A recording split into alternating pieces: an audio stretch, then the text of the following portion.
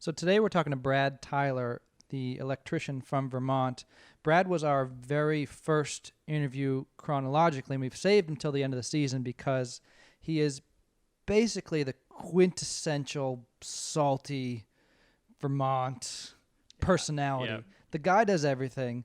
We met him at his warehouse of a home in Vermont. He lives on top of his shop, so he literally lives, eats, and breathes his business. He employs, I think, 9 electricians in Vermont, and is one of the largest in the area, and has built it from a one truck, literally out of the back of his father's truck, into what it is now, where he's built somewhat of an empire in an industry that you wouldn't usually expect one. And the guy he's fascinating. He does karate. He teaches the police force in the area. He collects cars. He builds forts out in the woods. He's just a dynamic guy who when you meet him, you're really not surprised that he is so successful in his chosen industry. And we kind of wanted to share Brad at the end, and we think he is like the example of someone we wanted to showcase in Salt of the Earth. So I hope you like it. Check it out.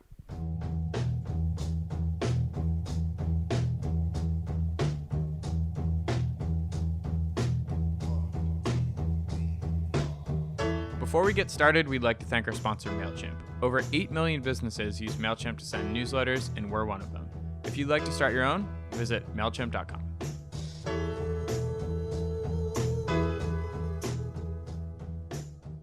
How did this all start? What's the beginning? When I was I was like 2 years old, my father started an electrical business out of the back of a 58 station wagon.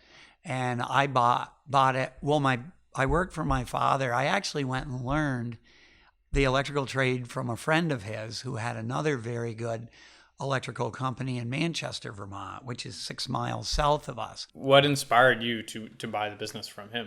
Was it always kind of predetermined? I just realized that I was young and I could see my father starting to wind down, maybe get a little picky about the customers he was taking. And I'd be like, Dad, why don't you take that house? My good God, there's money to be had there. I just didn't like the way he came across, and that's what he would say. And it would drive me nuts. And so I get it now because I've run the business so long. There are people, now you can't make everybody happy. You just cannot do it. Some people get to, are like water and oil, So when you see that, you have a tendency to go the other way. No disrespect to anybody, but that's the way it is. So anyway, I saw this starting to happen, maybe a little bit, and I thought, I was like a bull just put out to green pastures. I was ready to rock and roll, and I said, so I went to him and asked him to sell, and 3 appraisers we had come in, and we decided we'd take the middle one, and that's what we did.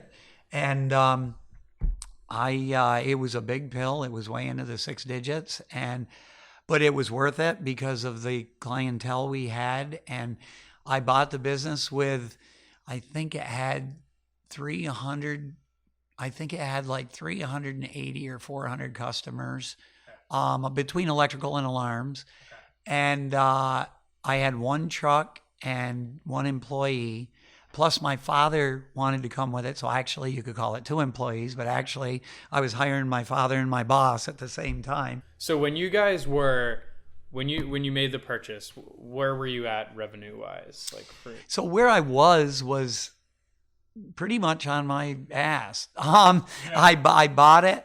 I was looking at big numbers, thinking, "Holy sheep shit! I got to turn a lot of high-end numbers here." And so, it's a massive operation. How much money do you think you have in equipment?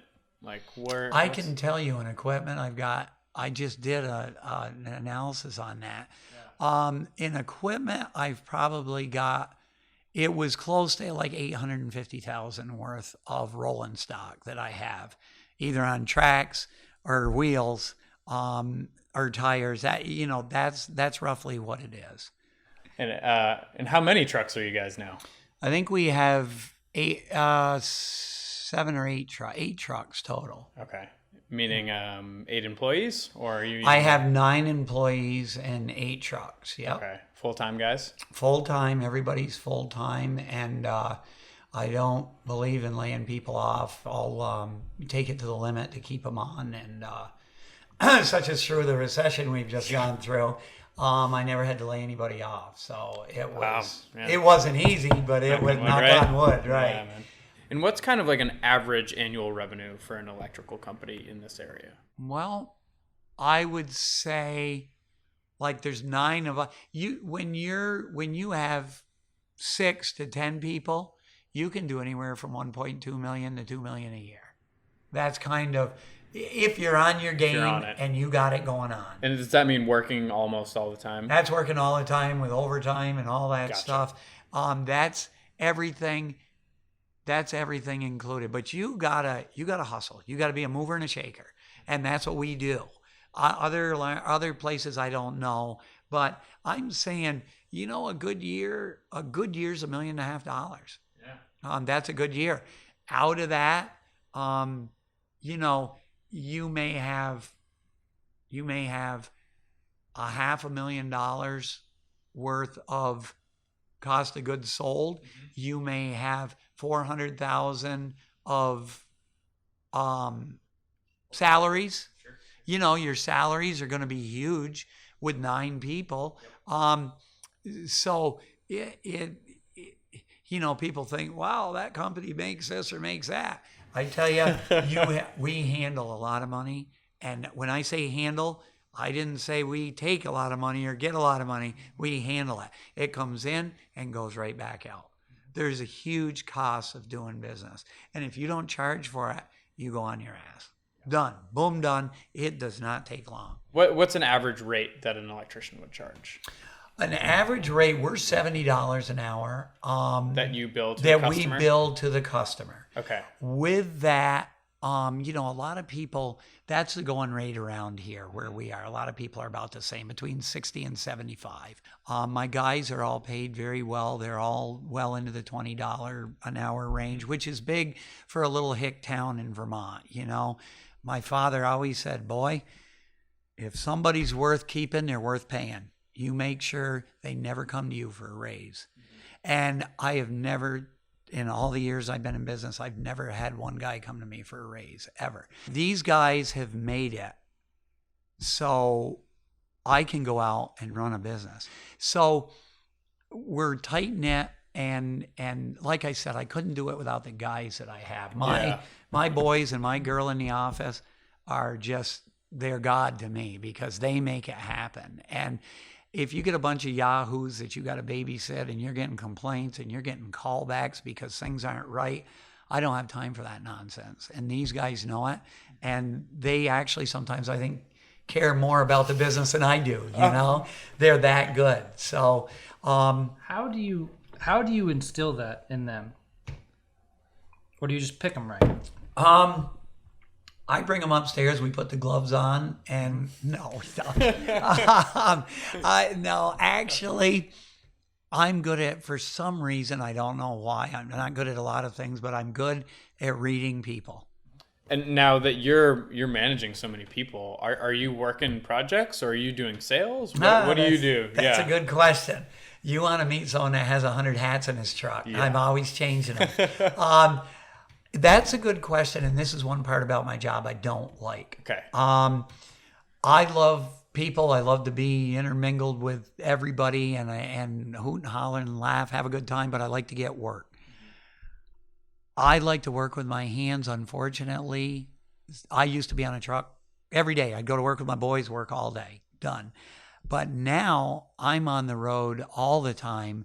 It seems like keeping all of my people busy. I have to get a lot of big numbers to, know what I got to meet at the end of the month, but also to keep all my guys busy and paid.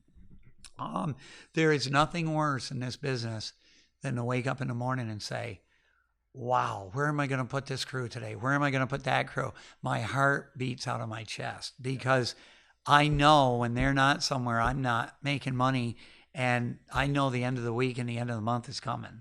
And the bills don't stop. So I can usually, I don't know why, I can drum up work. I can find something to do somewhere. And that goes back to being diversified and knowing how to do a lot of different things. My guys call me a hog because I take every job that comes down the road. Some people will say, oh, well, you do all these multi-million-dollar houses. You don't want to change an outlet or fix it. I said, wait a minute, back up. Yes, I do.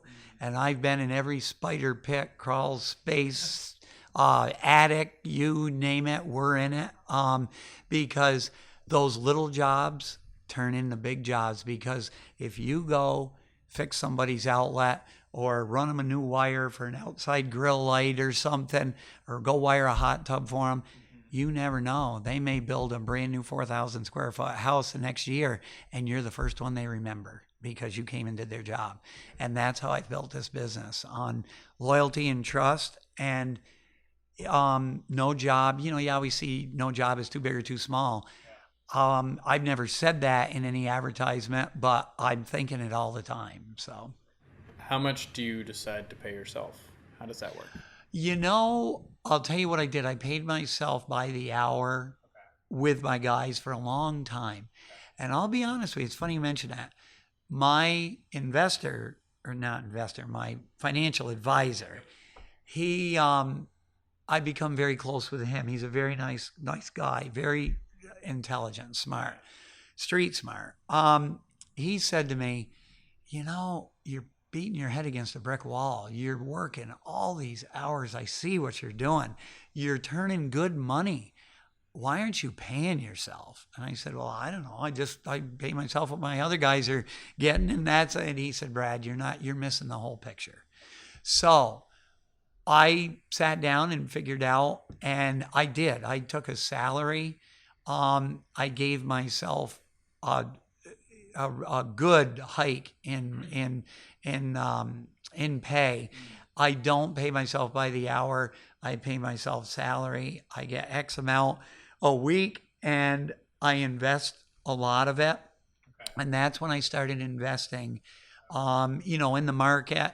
And now I invest some with myself. Like I invested in this building. This is mine.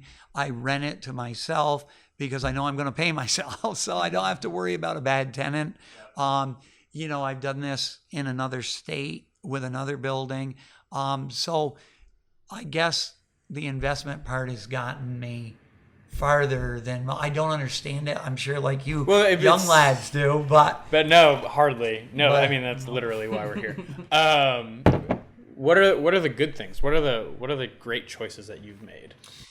Well, my father was going to wring my neck, but a guy came into town that was very far up in Columbia Records. Came into town. This was 20 years ago. I first bought the business. He ended up he needed an electrician, and I knew the guy that was going to build the place.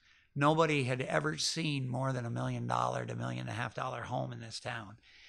This was more like a $7 million home.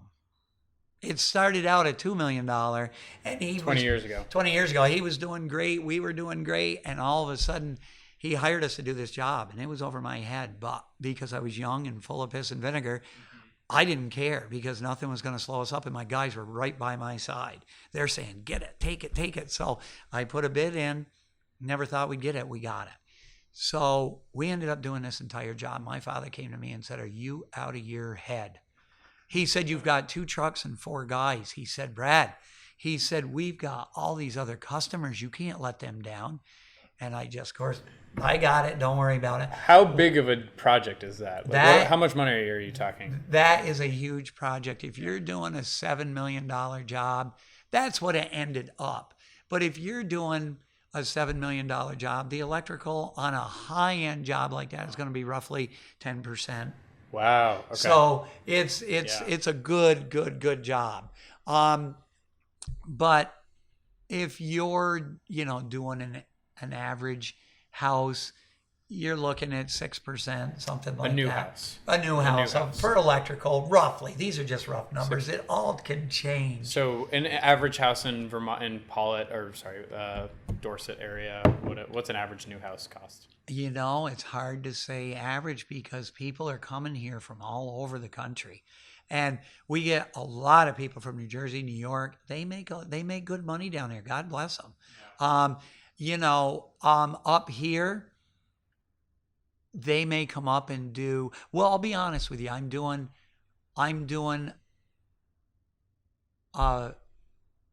let's see, we're doing about a $4 million house right now. We're doing 2 10,000 square foot houses that we're wiring that are probably going to be, they're probably going to be upwards of, I would say, 3.5 to 4 million a piece. We've got more work than we've ever had right now.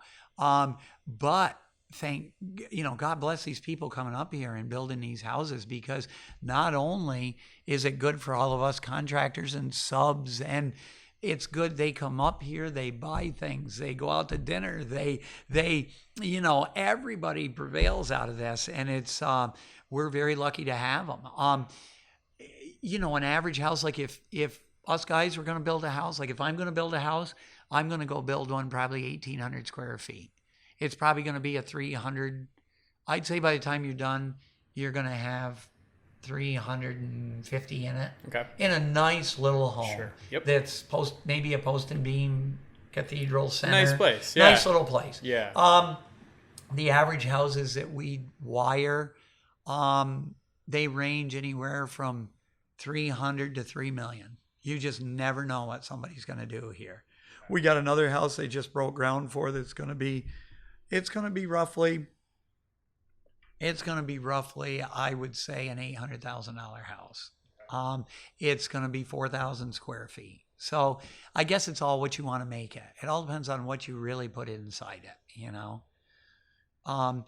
You talked once about, we talked about young people coming up through. Yeah. That's one thing in this company, and I mentioned it to you before we got on the air. I don't see coming up through. I'm very fortunate. I just hired a young lad right out of high school, and I hired another young lad right out of Syracuse, New York. I can't remember the name of the college out there. He had an engineering degree. He came out here and decided he wanted to be an electrician. And so we made him one. And I just put him through 4 years of night school, and he now is going to go for his journeyman's. And 2 years from now, he'll get his master's electrician license. So that's the first young lad I've seen come to me in a long, long time. What do you figure? How's that? Why?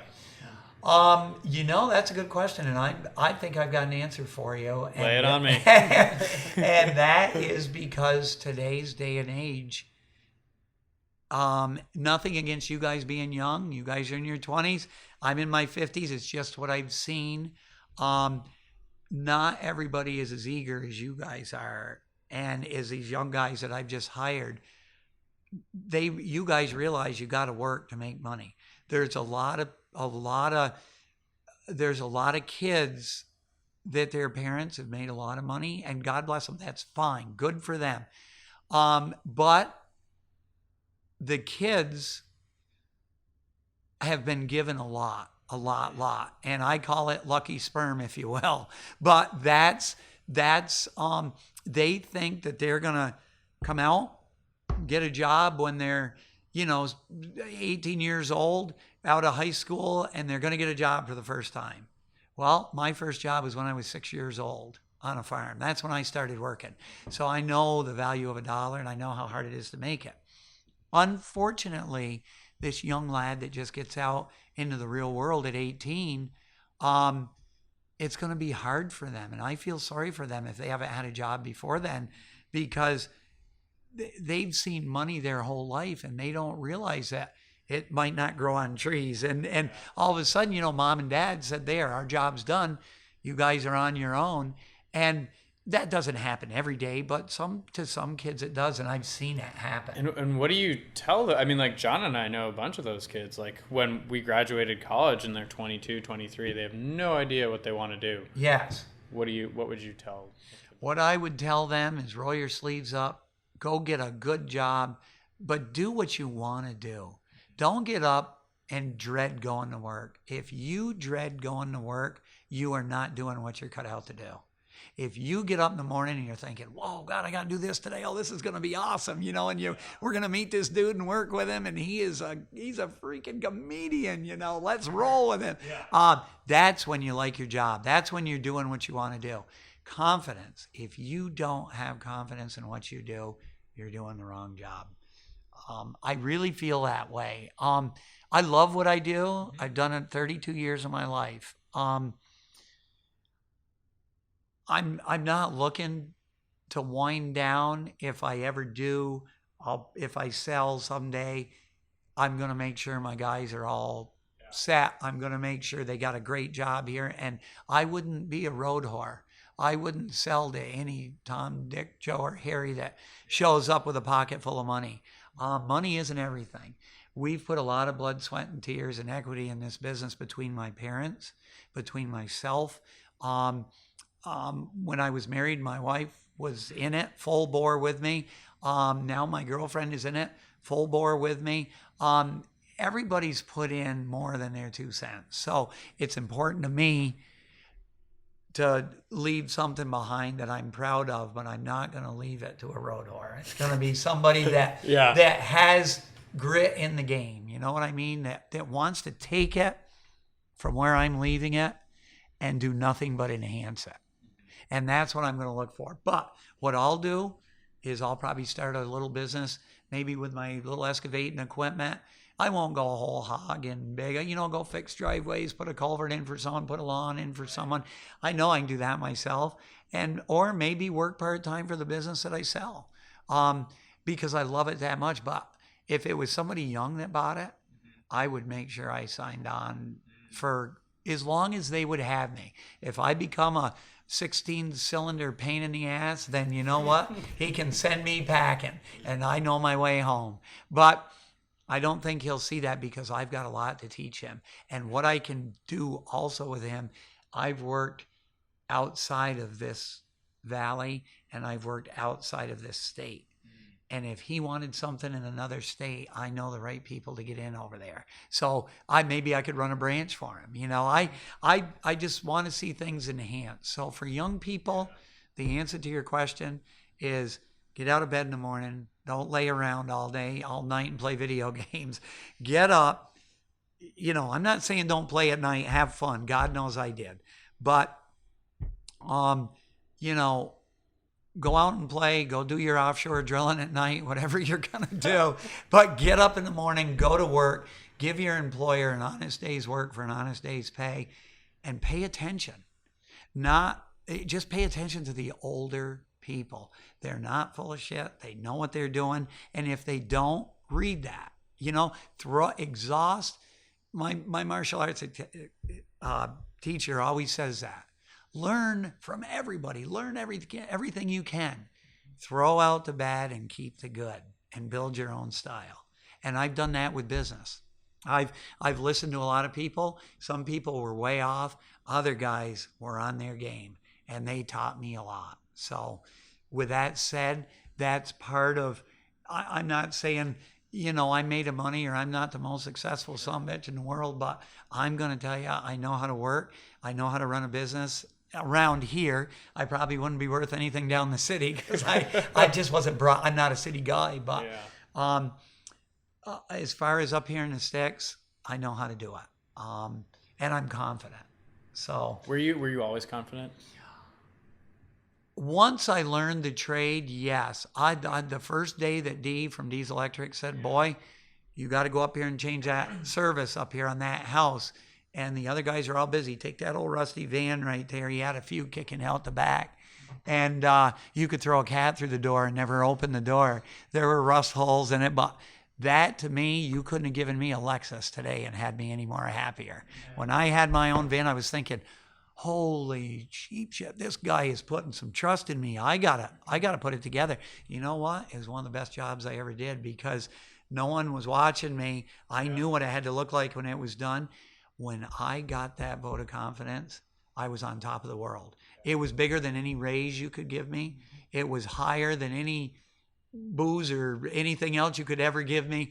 That was a huge high for me. And once I thought, oh my God, I got this.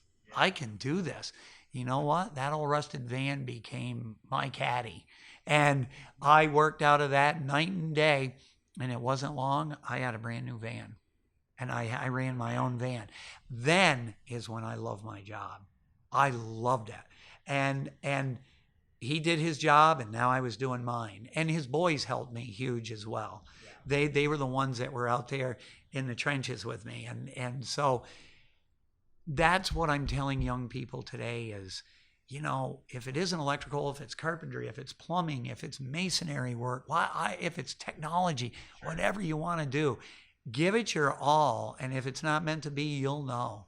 Pay attention to your gut. You kind of laid out the formula just 2 minutes ago or so. You said, love what you do, get up on time, show up to work. Do you think that nowadays, if someone has those qualifications, that they can start something and kind of reach the level of success that Tyler, your business has? Absolutely. Absolutely. I would say, as a matter of fact, if you got their address, I'll hire them right now. If that's their protocol, if that's what they see and they're feeling, the two young lads that I hired were hungry. I could tell. I'd look in their eyes and I could tell. They didn't say, I want to try the electrical field. They said, I want to be an electrician. Point blank. I said, what'd you say? They said, I want to be an electrician. I said, I love that 4-letter word, want. I said, because I at my age, I still want. And I haven't seen it all. There are things I've seen, oh my good God, that would make a billy goat puke. And I'm going to tell you, we go in and straighten it out, and it makes you wonder, who was this scissor bill that put this service together? My good God, you know, he wired it ass backwards, but whatever. Anyway, there are a lot of good electricians out there as well. But if those kids want to step up to the plate and they want to roll with the old dogs, that's one thing I've told both of these young lads coming that are, one of them's been here 4 years, one of them's coming when he graduates in June 8th. And I asked him, how much money do you make right now? And he told me. I said, what's the most money you've ever made? He told me. I said, good. I said, I'm going to give you a $3 an hour raise right now before you even start, and you don't know anything about the electrical field. His eyes were the size of peeled onions. He smiled like a pig pissing. And he said, you got to be kidding me. And I said, absolutely not. I said, I like you. I like the way you carry yourself. I can tell you're clean fit for this business. And I said, I busted your chops a little bit and you laughed like hell and you came right back. I said, that's what I'm looking for. Someone with some grit. So he not only has a good job, he's got a job that he's getting paid $3 more an hour. He got a $3 an hour raise and didn't have to do anything but walk through my door. But I told him, I'm going to work your ass like I'm going to work you. Yep. You're going to be worked. You'll be tired when you go home at night, but you'll have thick pockets. Mm-hmm. You'll be paid well. And he said, you know, the first thing I want to do when I join here, he said, I'm looking around. All your guys have brand new trucks. And I couldn't believe he saw that. I said, wow, that's cool. I guess I never really. He said, Dad told me that you pay your guys well. And I thought, here's a kid that is, I call him a kid. I had to look up to him. My good God, he was a tall drink of water. But I said, I can't believe you saw that. And he said, no. He said, the first thing I'm going to go for is a new truck. Because he said, I got a great job and I know it's going to be a great job. So that means he's devoted. If he's going to step out and spend $30,000 to $40,000, I know he's not going to walk because he's got to pay for that truck. So if I pay him well and treat him well, I'll have one of the best employees that you could ask for. So I just pray to God one of these guys steps up to the plate down the road and says, would you ever consider selling this on a buyout, or I don't care if they go to the bank or whatever. I'm at the, and they were worthy of it, and they would have to be worthy of it. But my guys, I said, you guys are the luckiest boys in the world because, I'm a nobody. A boss can be a boss, but my guys are the best of the best. I'll put them up against anybody out there. I know I had something to do with it, training them, but they also had training of their own. So between putting it all together, I know these guys are the best of the best. You get to work with these guys. So this is better than any school you could ever go to. So one of the guys said, funny you say that. The young lad, he's 18. He said, my parents are pissed at me right now. And I said, why? And he said, because they want me to go to college. And I told him, I want to work with my hands. I said, okay, let's talk about that a minute. I said, you want to go to college? They want you to go to college. You don't want to go. You got to tell me why you don't want to go, because college is good. I'm not going to damn college. I also know when you get out of college, you got a mortgage payment. Do you know what you want to do when you get out of college? He said, Mr. Tyler, no, I don't. And I said, well, I'm going to tell you something right now. Mr. Tyler's my father. My name's Brad. And he said, all right. He goes, Brad, I'm going to tell you. He said, my parents are mad because they want me to go to college. And I said, well, I want you. You told me you want to be an electrician. I'm going to make you one. You got my word. My word is my bond. I will, when I give you my word, I swear on my life, I will make you an electrician. And I said, don't even look back, move forward. And I said, you go home and you tell your parents, I can't wait to meet them because they sound like super nice people.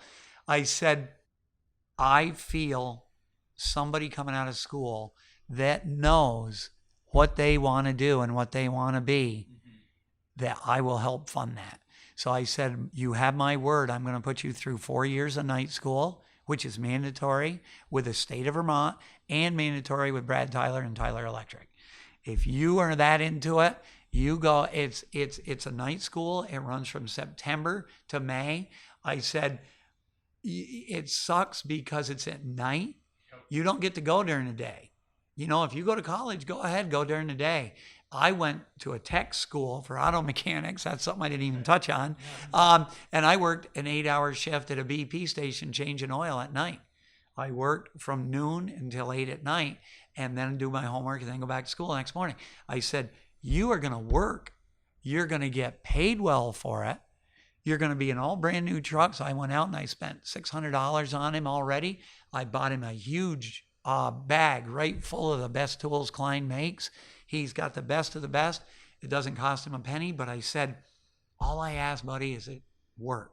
Just work. Pay attention to my boys. Pay attention to me.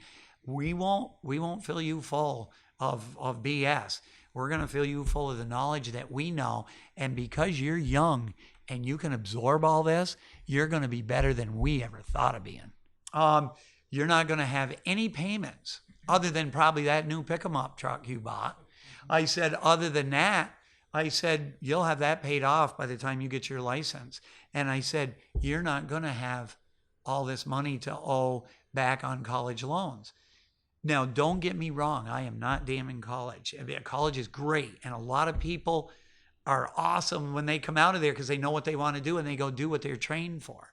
But there's a lot of kids that don't. And I don't want to see them swept under the carpet or fall through the cracks, because there's a place for every young guy or girl coming out. If I had a young lady that showed up here that wanted to be an electrician, I tell you, I would warrant that all day. Step up to the plate, show me that you want to be it. I'll put you through school. I would give her the same exact talk I just gave that boy. John, do you have any more questions? No, I think we're good. Yeah, we're I'm happy. good. No, that's good. Hopefully I didn't bore you guys into tears. Do you have like last words of wisdom? If you have anything you want to say, feel free. Well, I guess if I was going to have a statement in closing, I would say to anyone that's listening, as I said earlier, like what you do. Get up in the morning, go to work, roll your sleeves up. Nothing's for nothing. You're not going to be a millionaire in a day unless you win the lottery. I would say go to work, do an honest day's work for an honest day's pay. Like what you do. If you want to start a business, start it. Just start it. Don't look back. Don't hesitate on the price of things. The price will soon be forgotten as you become successful. Your payments will be made. You'll look back on it and think, holy mackerel, how did we ever do this? Time goes quick. 10 years is in the snap of your fingers. Look forward. Don't look back. Don't worry about what people judge you by or whatever. If you're doing a good job and you're an honest person, you'll make something of your life. So with that said, how's that for a closing statement?